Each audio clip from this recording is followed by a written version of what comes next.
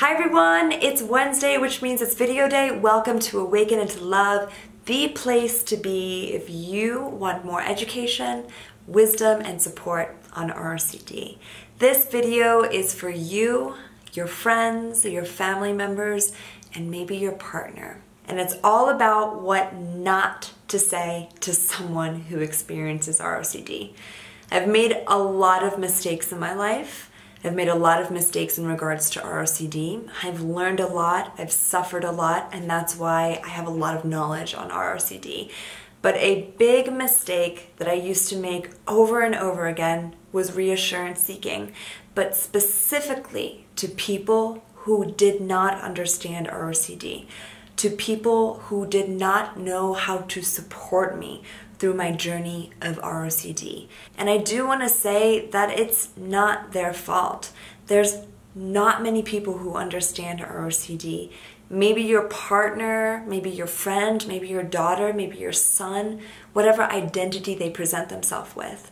Whoever they may be suffering from ROCD, maybe you've just gotten to the point where you don't know what to say to them anymore. So first, I'm going to tell you what not to say to someone who experiences ROCD. Things to avoid saying to someone who has ROCD. Because one, you might be triggering them immensely, causing them to spiral and obsess further. But two, you also don't want to give into reassurance, which is a compulsion, which can make ROCD a lot worse. Before I dive into all of that, please subscribe if you haven't already, and or follow us on Instagram at With Awaken Into Love. The more support we have, the more people we can touch from all around the world, the more people we can help, which is our mission with Awaken Into Love. At the end of this video, I will give you some tips and some advice that you can use instead to support the person experiencing ROCD. Here are some things to avoid. You should be feeling a different way. You feel as though something is off, then it probably is. If the love doesn't feel good, you're settling. You know, then you know. Love should always feel good, positive and happy, and if you don't feel that way, then something is wrong. Stop being so negative and think positively. This is what I call toxic positivity. If it's this difficult, then maybe you shouldn't be with them. You are your thoughts and your feelings. Listen to your gut. It knows best. Listen to your intuition. Listen to God's voice. Listen to a higher power's voice. But a huge trigger for a lot of people with ROCD is the word intuition. And this is also a big trigger for people who experience anxiety and OCD. Other examples. Feelings are always right. You should listen to your feelings. Maybe you should break up with your partner so you get the clarity or answer that you need. The right relationship will always be easy and shouldn't be this hard. You shouldn't have any doubts. Doubting means don't. You should Google for your answers.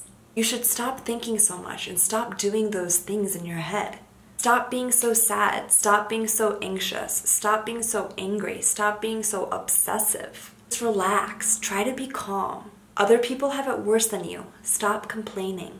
Maybe you should go explore other people to see if they're the one. Feelings and thoughts are not valid, which is what I want to end with. So many times when we're talking to other people, they will invalidate our feelings and our thoughts. You know that this happens when they're using should statements, like you shouldn't be feeling this way or you should be feeling another way. As a supporter for someone who is experiencing ROCD, anxiety, any type of other mental disturbances, you always want to aim on being supportive, compassionate, and caring, which means that you're always validating their experience, giving the ROCD sufferer space and support to feel whatever they need to feel is one of the most important things that you can do. If they are feeling sad, if they are feeling anxious, you can say things like, I'm here for you. You can feel whatever you need to feel. You have my support. What you're feeling must feel so hard. You're not alone. You have the right to feel whatever you need to feel. I'm here with you. I might not really understand what you're going through, but I can tell that this is really difficult. And I'm here for you. I know that this must feel really hard right now, but I want to remind you that this too shall pass. And it doesn't take away any of your experience, but I want you to remember that this is not forever. What are some things that your therapist or Kiyomi taught to you about working through anxiety or ROCD? Do you want to maybe do it together? How can I support you in helping you do that? When is your next appointment with your therapist or doctor? On a side note, if you feel as though what this person is going through is an emergency and they're saying that they're feeling suicidal, it's extremely important to reach out to a professional. It's always nice as well, after validating the experience of what this person is going through, to offer words of hope and support. Words I like to use are, this too shall pass, this is temporary. Remember, with ROCD, OCD, and any type of experience, you are not your thoughts and you are not your feelings. Offering hope and reminding the person of their progress can also be extremely beneficial. Small moments of progress and hope are specifically important because when someone is locked in anxiety, that's all they can really see until they have a voice of reasoning, or unless they've developed a lot of wisdom within to help guide them through the anxiety that they're experiencing. Overall, we never, ever, ever want to shame or guilt the person that is suffering.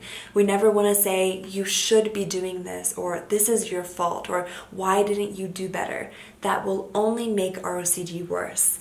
Even though you feel as though you might be helping them and giving them tough love in the moment, that is not what they need to hear. And on an end note, I want to remind you that it is never, ever your job to fix them, as they are not broken.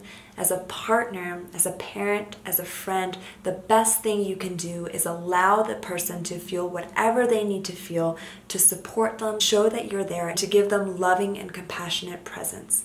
That is really the best thing that you can do for this specific person. And as always, if you're new, welcome. You can go to awakenintolove.com and download the free ebook. And if you would like to be a part of a beautiful, supportive community, you can go to awakenintolove.com and go to the ROCD course and community. We have an incredible course, an incredible community full of people who are working through their ROCD. There are a bunch of modules in the course that will take you through finding more freedom from ROCD. As always, I will not be here next week, but I'll be here the week after. Alexis and I have a lot of really exciting things that are to come. We're releasing a program. We are releasing a lot of exciting things, so please stay tuned if you want more information. You can just email us and follow us along on our journey. Everything also will be posted on the Instagram site at With Awaken Into Love, so please follow us there. It's always so nice being here. It's February. I'm excited that spring is coming. I'm thinking of all of you from all around the world, sending you all my love. Here's to being human. I'll talk to you later. Bye-bye.